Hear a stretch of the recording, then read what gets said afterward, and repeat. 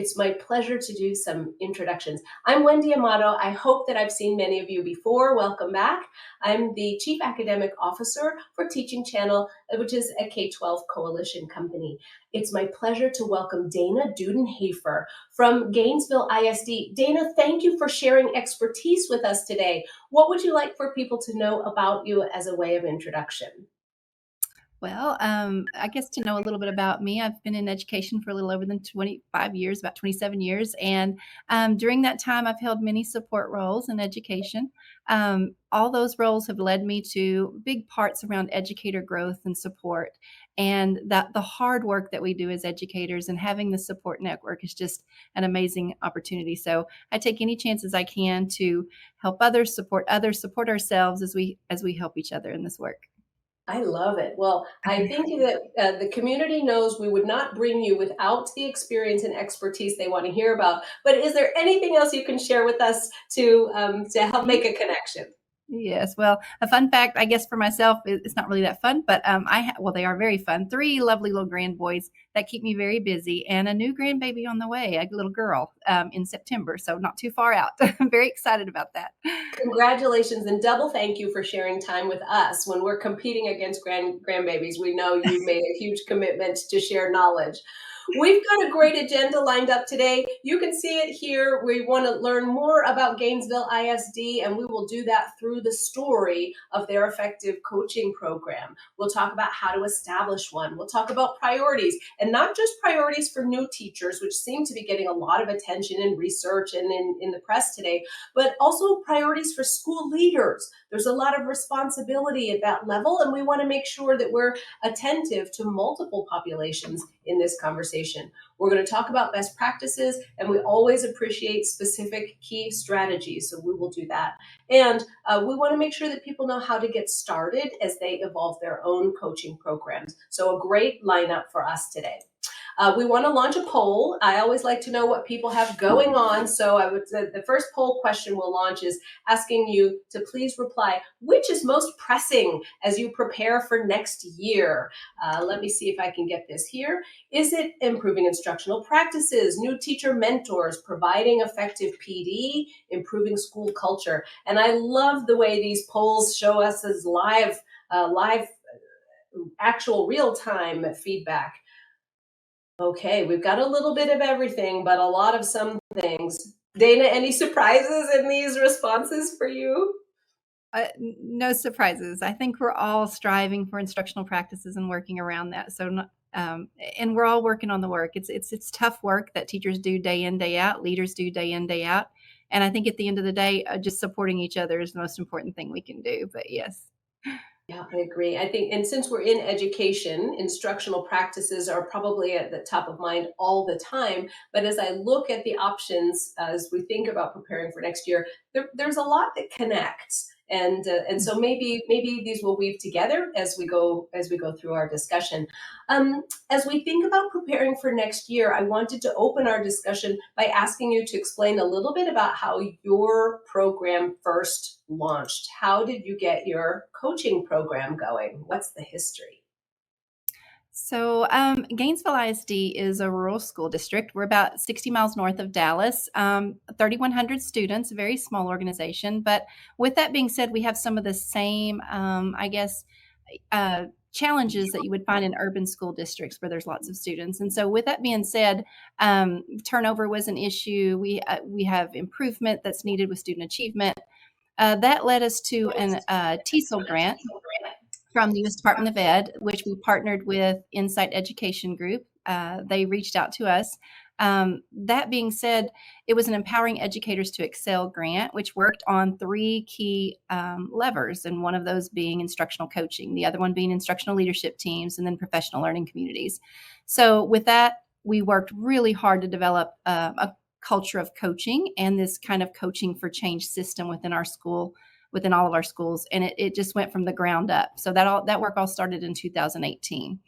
It was really giving that trusting, building that educator trust, calibrating around coaching, going in with a common purpose in this growth mindset, and really, really establishing a coaching system within our schools. So from the ground up. So that was about 2018. Wow. Okay. So it's been a moment, which is important for people to hear. You said the Empowering Educators to Excel, or I've always nicknamed that one the E3 grant. Um, is there anything more we should know about that? The E3 grant, it came, at a very good time in our district. There were a lot of needs. We had a shift in our superintendent leadership, and I think that through having that E3 grant, it kind of held us kind of steady through those issues, through not just the change in leadership. So things were sustainable, things were moving forward, all the practices were moving along, and it was really kind of anchored that work for us. And partnering with Insight Education Group, they were a fantastic partner and helping us kind of navigate the change and helping us build those systems. And then creating this culture around feedback driving growth, which was huge for us. I think that there was some old paradigms in the district around gotcha versus growth kind of thing. And so we really had to work through some old shifts in mindsets around that. So it was good work. And it's been growing ever since. I love discussing establishing a coaching program because this is the part of our work that holds us steady despite changes. This is not dependent on one individual. When we establish the routines, when we have the practices in place, when the procedures are familiar, then it can take a life of its own. And that's where we make a difference for our learners. Let's talk some more about establishing a coaching program. In education, we always talk about beginning with the end in mind. And that means we're thinking about goals. What kind of outcomes are we working towards? What would we like success to be? How will we know when we get there? So when we think about beginning with the end in mind and talking when we talk about goals, um, I worry that sometimes people may make sacrifices, or they may hold back, or they may say, well, let's just start small, or we'll just do a pilot, or maybe we'll have a little group try this out and then we'll see. But you all didn't do that. So I'd love to hear more about establishing your program, that sort of beginning with the end in mind and getting goals going, because you did it right. Thanks. Yes, I think it was, at first it's very challenging because you have to, anytime you're looking at these goals here, agreed upon instructional priorities and gathering all the campus leaders and all the minds and getting everybody on the same page, we can all agree that that's a lot in and of itself. And so understanding that if we don't have this clear vision, then our folks don't either. So we really came together and brought in the leadership teams from the campuses to build the work. So there were a lot of stakeholder involvement as we created the systems. This wasn't something done at the central level that was then passed off to the campuses. This was something that was built together as a coaching group for the district. And so but yeah, we launched into all the goals that you see here. We had to really define our coaching activities. That meant, what does it look like and sound like? We can't just say all the great terms and throw them out there and go with it. We had to really establish, what does that look like and sound like in our district, and kind of brand that. We had to move into having some of those clear expectations so that people understood that this instructional piece, although sometimes it feels compliancy at first, the work did deepen as we went along. A lot of times it was, people don't know what they don't know until we jump into it, right? So it was about really establishing this, feedback drives growth. We can't be afraid of this. This is something that's good for adults, it's good for kids, it's good for all involved. So we coordinated PD. We structured some of the professional learning that we had for our educators that included a lot of collaboration so that everybody understood the end goal of this. And then the reflection and evaluation. So creating surveys and constantly reaching out to folks to make sure that the feedback that we're providing is beneficial and helpful. And it may not feel that way at first. There's a lot of anxiety around people giving feedback. For whatever reason, sometimes education ended up being kind of an isolated profession when we're all a group of practitioners just working on the work. Yeah, that's an interesting one. You said feedback drives growth. And I think that's probably a phrase that we all need to remind ourselves as we think about how to have an effective coaching program. Um, the goals that you have shared with us, things like agreed upon instructional priorities, or the fact that you mentioned that the program was co-created, it wasn't pushed down from the top. There's a lot of work that goes into building something well. And I hear that in the way you've talked about things. You've also used a phrase with me before, that everyone deserves a coach. What is that mentality? Everyone deserves a coach. So along with this this lever around instructional coaching, we did not hold that coaching just to coaching teachers. So we had coordinators getting coached. We had principal executive coaching happening simultaneously. So we had a lot of people in the building and central level as well, everyone receiving coaching. That way we're modeling that expectation of feedback drives growth for all. It's not distinct to one educator. It holds same value for all of us, and so we really modeled and practiced what we preached. Feedback drives growth. It doesn't mean that you're a weak teacher.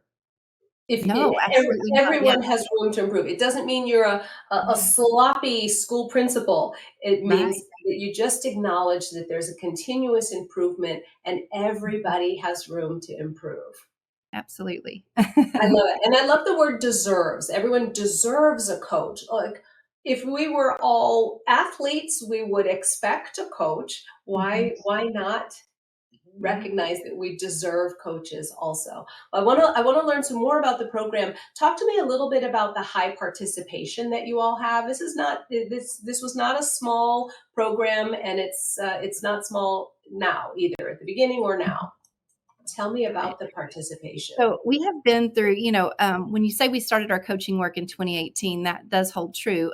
When we came across some post COVID where we had the shortage in teaching, we did have some instructional coaches that did go back in the classroom for a short period of time, help balance that out. So I feel like we're getting back on the right, but so there has been some, there's always barriers along the way, but that continuous improvement means that we learn from our new world, we go forward, we move forward. And so in 2022, 23, you can kind of see the number of teachers that were coached on the campus. This year, we have now included principals also giving feedback to teachers, which they always have, but not in a structured, systematic way. So we tried along the way to pull our instructional leaders into the mix with our instructional coaches and provide that coaching. We realized shortly in they still defaulted at some point in time, so that instructional coaches were carrying a big piece of that weight. And we know principals and leaders, their worlds are full of all the things in education, so they get hit as soon as they hit that door and they just go off running. So what we tried to really do this year was bring principals into that mix so that they were responsible for some of those coaching pieces. The big benefit with that was obviously we were able to provide more feedback. So you can kind of see the campus and the numbers of teachers being coached. The percentages are all in the 80s and 90s, which means that lots of folks are receiving feedback on their practices. And so by bringing principals in, it's also modeling for teachers that there's this instructional piece that's not just held to evaluations with their teachers, that they are preparing them along the way for those evaluations. And so in supporting that growth along the way, kind of how the model should have always been done. What a nice opportunity for the principals to observe and provide feedback and affirm the good teaching that's happening in the building. When we talk about this not being punitive, or not being a gotcha kind of experience, that is central to having a process, having things with some structure so that a principal can participate and give feedback. And it doesn't feel any different, or may not feel any different, than having your instructional coach come in. I love it. Completely. Tell me more about the principals. Um, they had to learn how to observe and give feedback. Was Yes. that a And stretch? so Yep, that's correct. And so what we've done is that the principals at this point in time, so where our coaches were always receiving feedback on coaching skills, possibly even like airtime, how to help reflective questions, like all the things that we did with our instructional coaches, now doing also with principals. And then so principals receive feedback on their coaching skills. And so, because we're always looking for, if we're going to spend 22 minutes coaching an educator, we want to make sure it's the best 22 minutes possible. We want to make sure that everyone leaves that room and that there's an impact made. So we want to ensure that there's enough time to practice, that there's enough time to, uncover some of those gaps that we're seeing in those blind spots. And so we really worked hard to give feedbacks on some of those pieces so that principals can have these feedback meetings and coaching meetings with ease and feel confident in their delivery as well.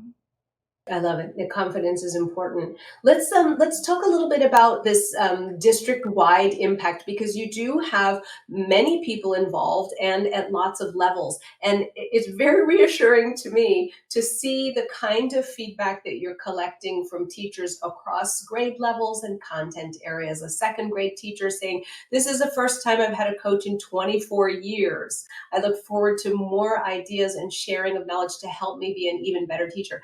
A 24-year veteran teacher excited to have a coach, that's a win. That means there are a lot of good things that have been set up to make that a welcomed experience. Yes. And so, yeah, we make sure that we reach out and give surveys at the end of every coaching cycle. We want to just know that the experience, and that's something we didn't do. We did early on, kind of out as a compliance piece, and then shifted after that first year into this feedback is really driving how we're making additions to our coaching work or making adjustments to that coaching work. And so, really using that feedback also models that improvement model, that continuous improvement model. And so, we've really had a really good data as far as our perception data. This past school year, it's been the best. We have had hiccups in the past and things like that, but it also gives us opportunities to coach.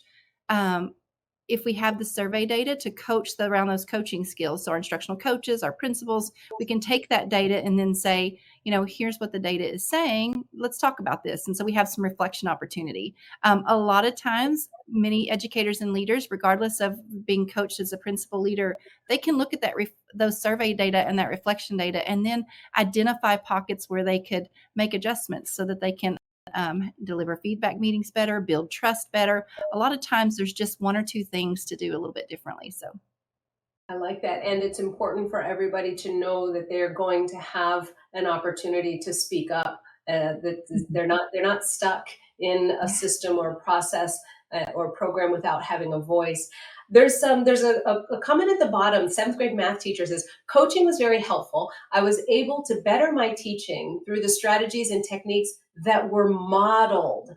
We're definitely going to talk a little bit more about that, because there's not always modeling in some of the programs that I've seen, and so I'm looking forward to helping us talk about the ways that happens at Gainesville. So let me move us forward a little bit. I wanted to have the group thinking about video-based professional learning. There's some research here, newer research that we want people to be aware of. The material has information that supports each of us as we make recommendations for our programs. So if you need an article to take to a decision maker or to share with your team or to provide, this may be one of the articles that you want to show. It's talking about why video-based professional learning is important. And in this case, one of the things that I really like highlighting is it says the results from the study: 5 cycles of video-based coaching improved student achievement. 5 does not sound like a lot to ask. And if we are dedicated to our students, if we are in a profession where we want to model and practice what we preach and show that we can continue to learn and evolve and gain strategies and skills, 5 cycles does not sound like a lot to ask of ourselves. So educators everywhere, if this article, this a little bit of research can help you state your case for having a program like Dana's at Gainesville, then enjoy this article. You can scan the QR code with your phone. You'll see it on the slides when they're distributed to you later. But I did want to make sure that you had some resources that you can share. So scan the QR code if you want to. What I love most about this particular study is that the teachers who need the greatest improvements actually see the greatest improvements, and so you'll see the evidence in there. Just imagine in all of our programs, if we each could raise the floor a little bit on teacher practices, the entire program would be elevated. And so we'll see that the evidence is there to support that. Dana, what do you think about things like this? Oh, absolutely. Whenever Inside Education Group joined or came to our team to partner with us, we read a lot of the same kind of articles, and I think it was just, and even with Hattie's visible effect, like looking at the effect sizes on video, it's just amazing how these pieces can hold true to actually research based, and then you put it in front of folks and you are seeing the growth. And so using the video has really changed and really been a big tool in the way that we're giving feedback and what we're doing.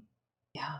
Thanks. I feel like your program is a perfect model for this. Let me launch another poll because, I'm always curious about what everybody's thinking, and I want you all to be able to contribute to the discussion. In this poll, I'm asking you, in which ways do you use video in your programs? Is it for instructional coaching and feedback? Is it for encouraging teacher self-reflection? Is it for accessing an exemplar library for group discussion, maybe work with the PLCs? All of the above? Or are you not using video yet? We'll take a look at these. Oh, good. We've got some people who are definitely going to appreciate new information and guidance in this conversation as we think about tools and resources that can help our programs.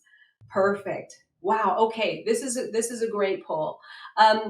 Speaking of video, I do want to show a short clip to help people to be able to picture what a coaching conversation looks like. And so, Dana, I wonder if you can set us up for the 1 minute clip that we're about to see. What will we see? What's going on in this clip? So this clip is me coaching a second-year principal. The principal has been delivered a feedback meeting to a teacher, and I'm getting to coach the principal on some of the delivery of the feedback meeting. We're always looking at making it as most effective as possible. And so, and we do have a fairly we have a model that we follow. So she has scripted out the things that she was doing. So I'm talking to her a little bit about how she came to develop her script and the key moves that are involved in that specific instructional strategy. So that's a little bit about what we'll see. Thank you for selecting this clip for us.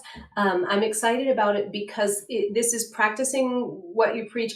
This is you giving feedback to a principal about the principal's coaching. Yeah. I want to make sure everyone knows what we're about to see. So let's take a look at this. So today we're going to dive into probably some of the parts that you're actually talking about, mainly the see it and the do it part of the script. And so the see it is in that modeling piece, and then the do it is in the practice piece. And so specifically separating out those two components is what we're going to look at today. What are the key action steps that you take when you develop a model and a practice session for your feedback meetings? So the first thing I really look at is what is it that I'm expecting the teacher to do in her see it or in her name it piece. So what am I asking her to do? And then based on what they're asked to do, that's when I determine, do I do a live model? Is there a video that I can watch? Or is there something that I can show her to give her? And then as far as the do it piece, I try to make sure that they replicate it like I did, or in a similar way, so that they it works for them in what they're teaching. Okay.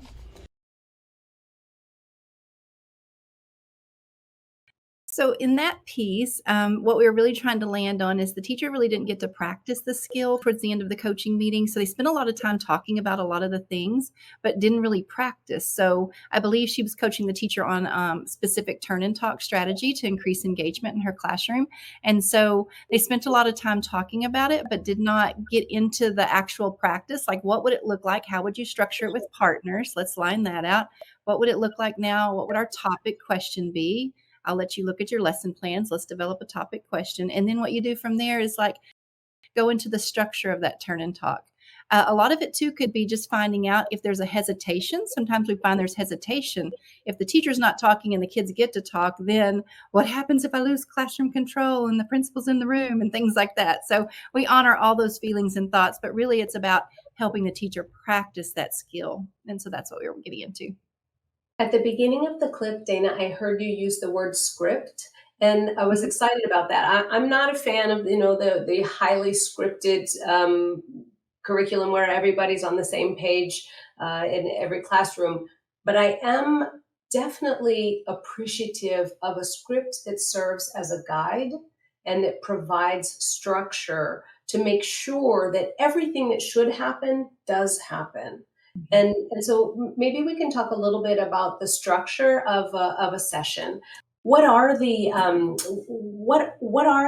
sessions like? I see some keywords in here, and I'd love for you to talk us through the models. Right. So a lot of it is just, so you'll see an orange and in the blue. There's two different models there. They are very similar. It just so happens that when we began the training in our district for instructional coaches, Principals were involved in it as much as they could be. We still found that hesitation and that there are a lot of things that pulled them away from that work. So with the model you see in the blue, that's the Texas Instructional Leadership Model that TEA has put out, and we are following that model with our principals. But they are side-by-side comparison, a check-in with the teacher, helping them find the glow, or we name the glow. We're always sharing the celebrations of the wonderful things that are happening in the classroom. And then we look for those blind spots or for that gap. And we work on an action step and we practice it. And the big bulk of the meeting that you can see belongs in that do it session or that practice session. So anywhere from 12 to 15 minutes, we're actually practicing the skill. The reason you speak of the script is just to kind of keep us on track, so that a lot of times when we get together with educators, we all want to share all the things, and we end up generalizing education and talking about large concepts, but not really digging into the one skill that's going to make an impact in the classroom. And so the script is just there to keep us on track, kind of guide us through the process to make sure that we've done our celebrations, we have figured out that action step, and then now we're going to practice that action step before we leave here today so that you can master that in your classroom. And so that's truly the focus of that. And so when I give feedback, it may not be on an instructional strategy, but it's on feedback on the specific meeting itself. And so like my action step for Ms. Brito was then going to be around actually putting forth some of that practice session in place for her teacher so that she can be more successful. This seems important because it ensures that there's sort of fidelity to the model when it's mapped out as clearly as this. You don't hope. You have said this is the priority. You can see it in the way we've allocated time, or these things are important. So even though they may have a little less time allocated, they need to be there because that's part of the flow of a good session. And so thank you, Dana, for sharing these two models with us. As I look at them, they seem very purposeful, as you said, from the check-in, and then everyone loves the glow and grow language because it recognizes that continuous improvement. And to emphasize the do it or the practice, it tells us that we're expecting of ourselves what we expect of our students. You have to practice things. You don't hear about it and become an expert. You work with it until it fits, until it feels right. And I think there's also some acknowledgement that that we count on the teachers to know their students and to modify as they need to. The way we saw in the video clip, the principal that you were speaking with said it's going to be modeled, expecting that some adjustments will be made. So perfect. Absolutely, yes.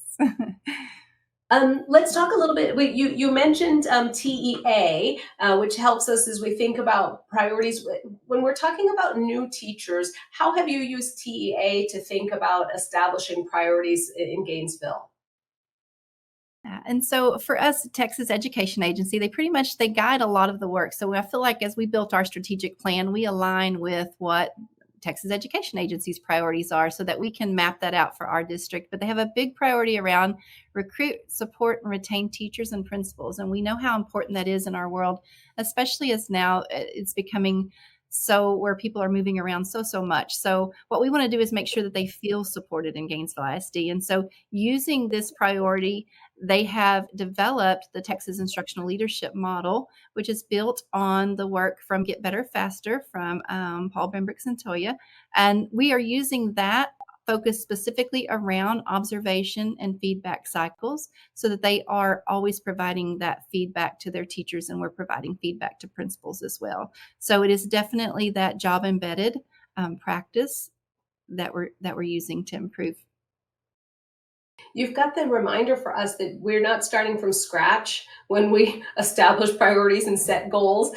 They're there for us. We need to take a moment and see where to pull the goals. And this one about recruiting, supporting, and retaining teachers and principals is really great to see because it sees it all the way through to the principal level. Really like that one. Can you tell me a little bit about submitting videos and getting feedback? How does that work in these processes? Yes, and so the video feedback, well, we have teachers. Teachers will submit videos. to reflect on. They don't have to, the first one that they submit is really just for themselves. They just reflect on it. There's a little 3 feedback questions or 3 reflection questions that they can answer. Now, the second video they share with a colleague of their choice. And so we did do a lot of things to branch this into moving into this receiving feedback from instructional coaching and things like that. So giving them opportunities to look at what the instructional priorities are on the campus. And so teachers focusing around and submitting videos specific to that focus area. We've also used the video then for our instructional coaches where they submit to their coordinators. Coordinators will give them feedback on the instructional coaching practices that they see. They look at coaching behaviors. They look at the sharing of content expertise and things like that. And same thing for principals. Principal managers then will receive feedback or give feedback to principals. And then principal manager, receive feedback from my service center, Region 11. They have a support consultant for myself. And so she gives me feedback on the same scripts that I'm giving feedback on to principals. And so we have this definite nesting egg approach to coaching where we're all receiving feedback. This is great, and it's been very aligned. There's a through line through all of it. I like knowing that principals have to submit videos to principal managers also.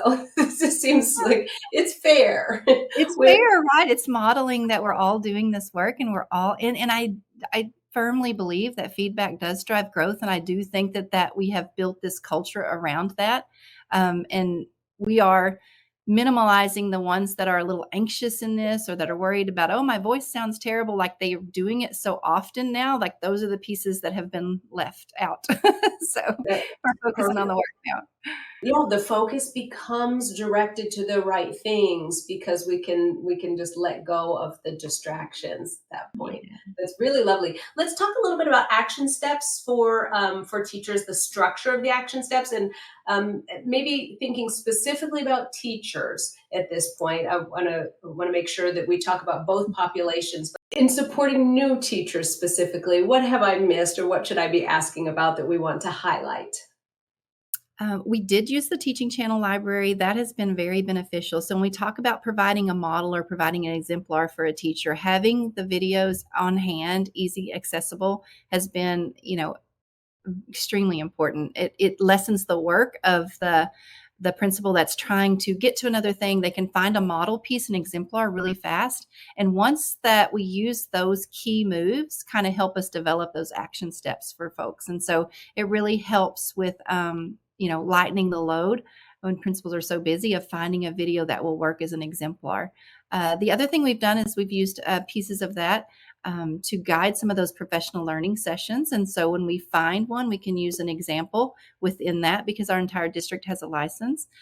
So the other piece is we create our own playlist. So within that, each campus can download videos specific to their instructional leadership priorities. And that allows them to focus the work around the specific things that are priorities to the school and build these video banks that are specific to what the campus has been working on. It's also such a benefit when you see a lead teacher that's created a video working with the kids that are in your district. It just has a whole new layer of investment in that. Like, these are our kids. This teacher is doing this. This is, so that's always helpful. And then sharing the teacher channel video to an induction group. And so this has been paramount in our district as well, because we are onboarding and have a grow your own program.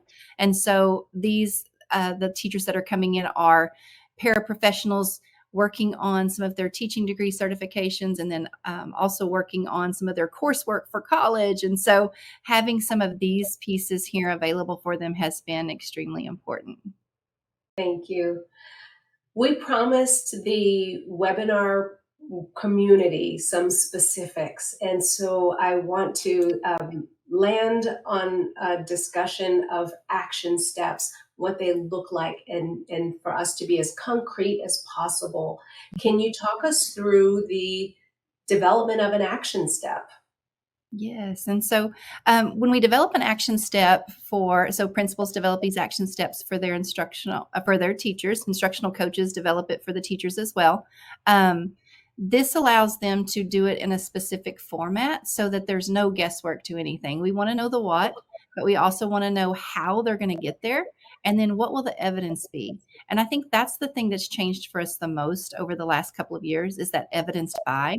It really helps draw people into how will I see the impact? How will I know it's there?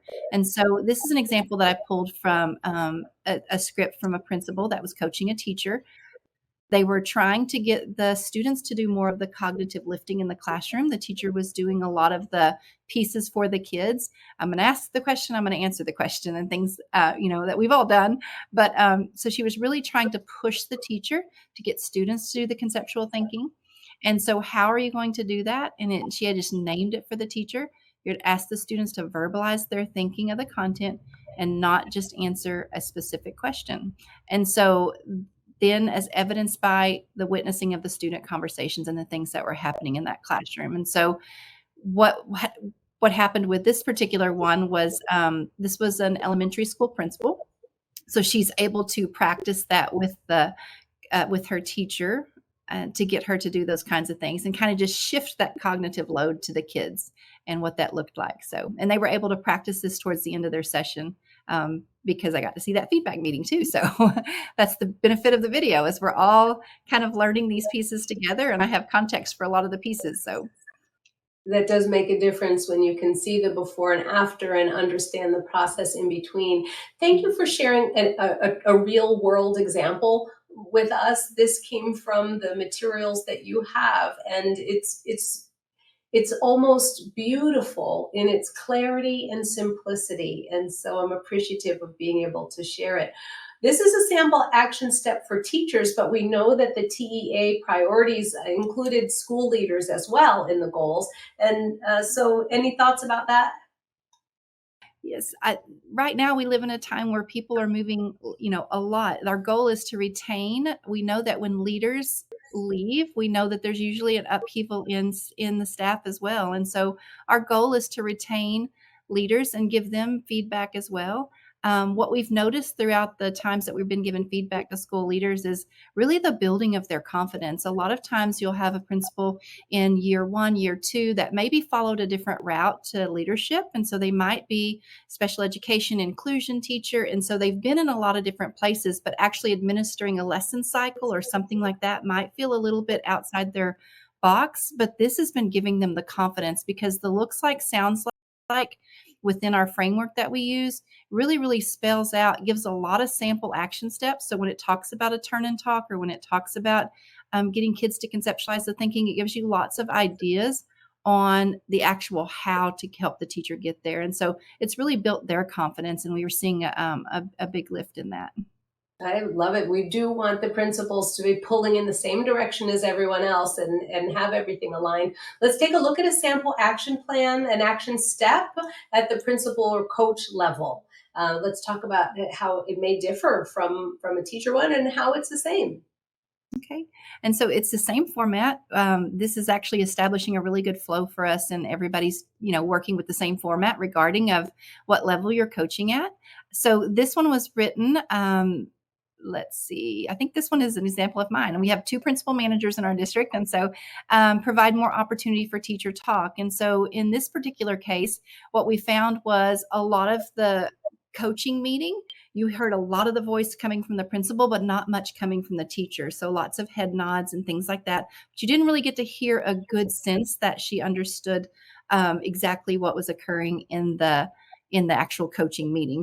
So, and maybe there was a great understanding. It's just that with her not talking a lot, you couldn't really gauge that. So by continuing to script questions on the how, staying on the script, and preparing some probing questions. So if you're not getting a big lift from the teacher, you've got some questions in your pocket to actually dig in a little bit deeper, because the clearer understanding that they have, the better off we're going to be. So this is about deepening and understanding for the coaching competencies of the actual principal or coach so that they better understand, how do I pull them into this conversation? Because they're real hesitant right now. So, and then as evidenced by a video of the feedback meeting and then the script that we'll see. So Like same that. format. My favorite question to ask when I'm trying to get more information is just a very simple, tell me more.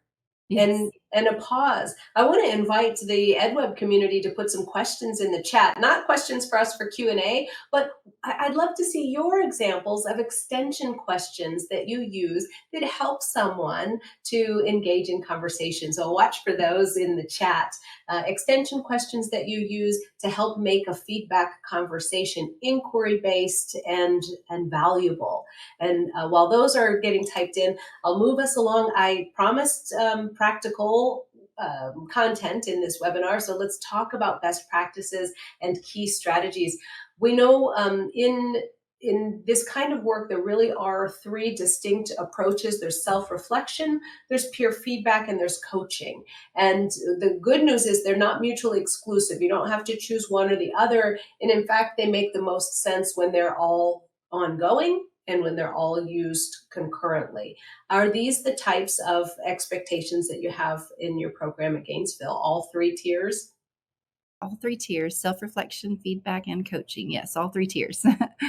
Love it. And so what that means is you really have made a positive impact in the culture at Gainesville, positive, welcoming culture when it comes to effective coaching and comes to using video. Maybe we can talk a little bit more about that. Yes. Shifting to this culture of support. So building that culture, we did have in the past years under old leadership, and I would say this was several, about 12 years ago. So, but there are still some people that have some anxiety when it comes to video. At one point in time in the district, I think it was used not very well, where it was kind of a big video system came in. It had a 360 camera. It sat in the middle of the room. I didn't get any feedback from it. So what did it mean? And so I think that shifting, this took a little bit of time and a little bit of building this support. So it's not like we went into this where nobody had any anxieties. There were some anxieties around using video for coaching, but the thing is, didn't let that hold us back from trying to move forward. And so since then, we've built this culture. So video can be used in any classroom today. It's not. It's very much accepted in our district.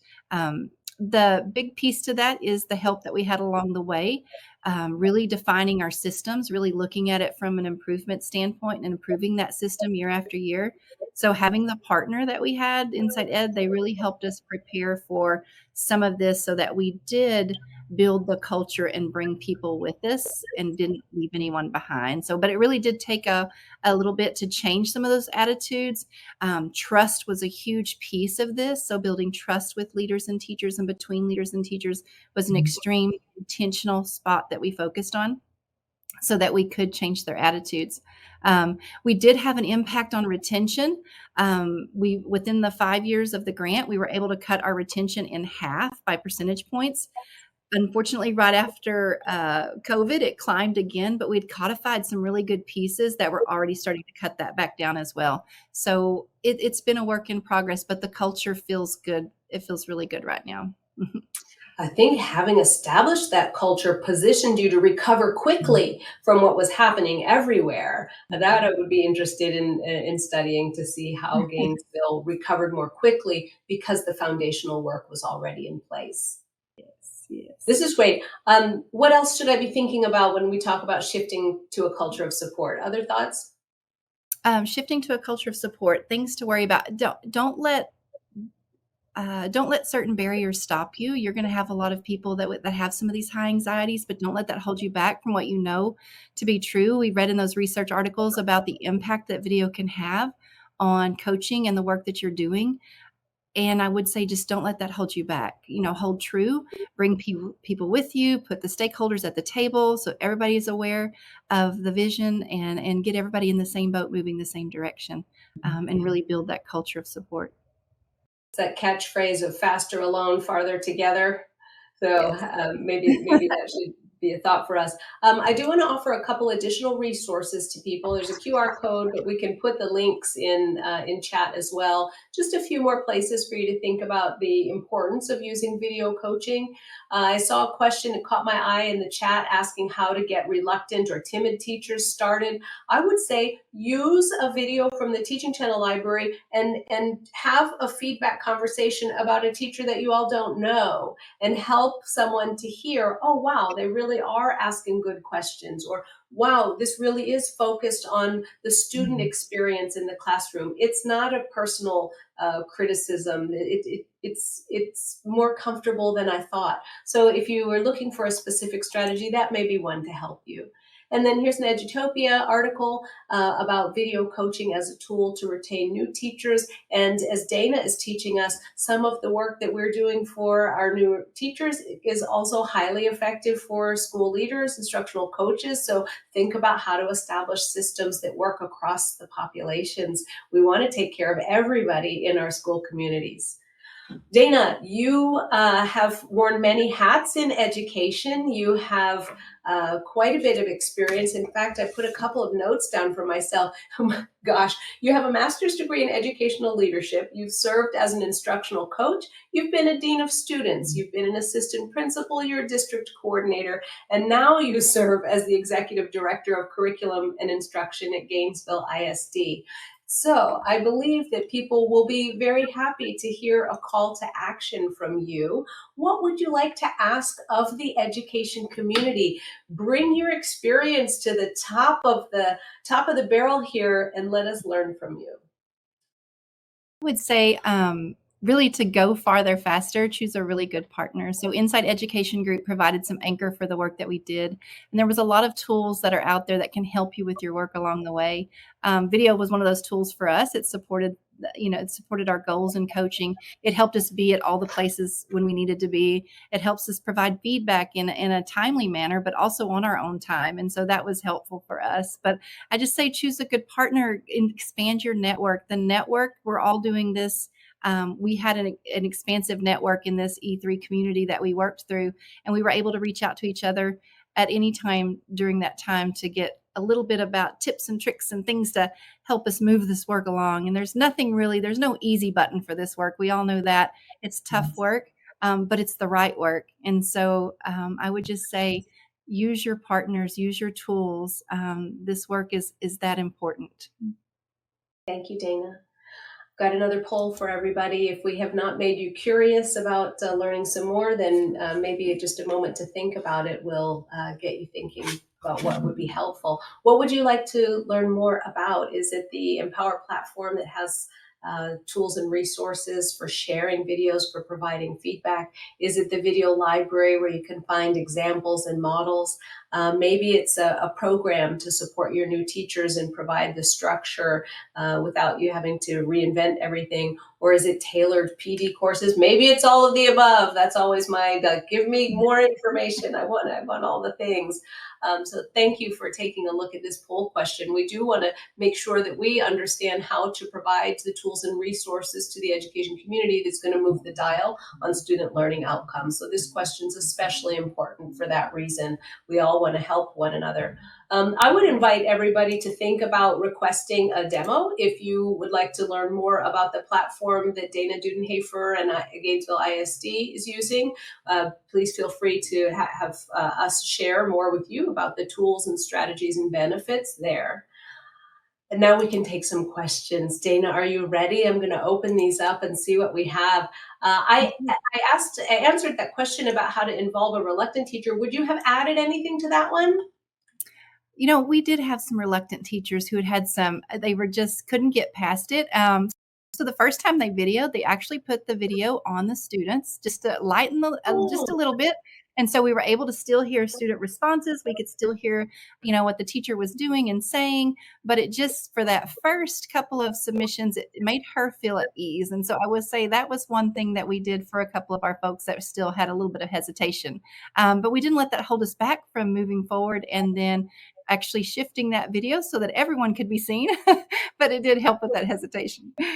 I love it. That's a great answer. I might also add, you don't have to film an entire class, period. It may be not the full lesson. If you wanted to just maybe focus on how clearly you're giving directions or how solidly you're sticking the landing at the end of the lesson. Do you bring it in? Like, does it all wrap up the way you intended?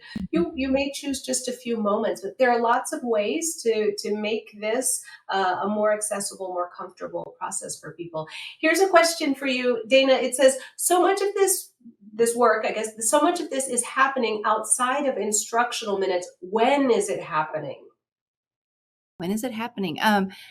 It happens all throughout the school day. It's become that improvement piece. And so principals, they have always done walkthroughs and given feedback in little forms, like so that it given feedback here. Now they hold a feedback meeting. So they're actually doing less as far as the walkthroughs are concerned, but giving quality feedback to take the place of some of those that they would be popping in and out of for 5 to 10 minutes. Now they're actually replacing some of that. So they're giving a feedback meeting that's specific and focused. And so it's all happening throughout the school day. Thank you. There's a question that asks about access to the scripts and questions as examples to share. Certainly, everything from the webinar today will be shared with you, and we're happy to provide additional resources. There's also a K-12 Coalition Content Hub. EdWeb has incredible resources, so don't miss out on that opportunity. There's a fun item in here. This is not a question, but I think we may want to make a comment on it. Dana, it says, you may want to use the word outline as opposed to script. I love an outline, but I can't follow a script. I have personality. This person says, yeah, it's not a question, ... So thank you for that. Dana, any comments on the term script versus outline? That has been the hardest part for some of our principals to get past is like, and we do want this to feel organic and to feel like an authentic conversation, but we also want to keep it on track so that we maintain that time.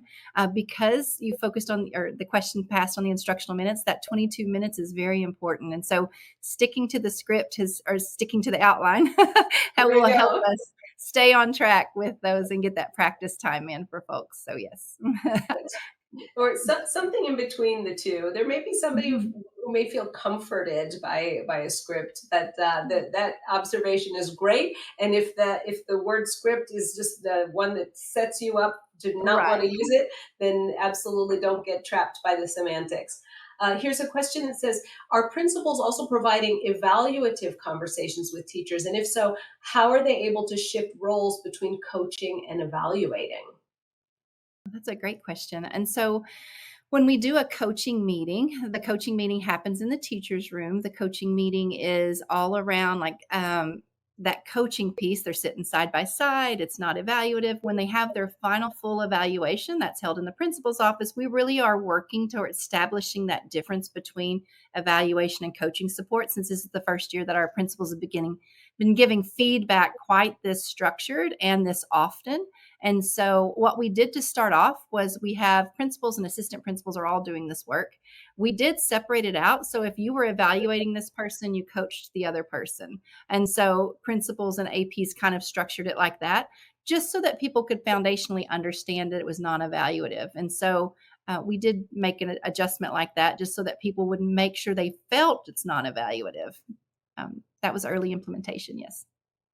There's a question asking, what did it look like when you provided coaching for all educators when you said everyone deserves a coach? Did you outsource? Was that a different setup than your instructional coaching? So everyone deserves a coach. That's a great question as well. So within our system, our coordinators coach our instructional coaches, our principal managers coach our principals and assistant principals in our district, because we are building that to where principals will eventually coach their assistant principals. But right now, we're learning the process and we're learning all the new things. And so it's working well for us like that. But for myself, it is outsourced. So I have an educational service center consultant that coaches myself. Early on when we were with the grant, Insight Education Group had a consultant that came out and did principal executive coaching. So in the mix of all of it, yes, a little to both, inside and outside. I think that brings us back to the call to action. You know, we're not alone, and so it's okay to ask for outside support or to tap into resources that ultimately have the goal of helping you to take care of yourselves independently. But it's all right to lean on resources in order to boost the program. We do it in the name of student learning.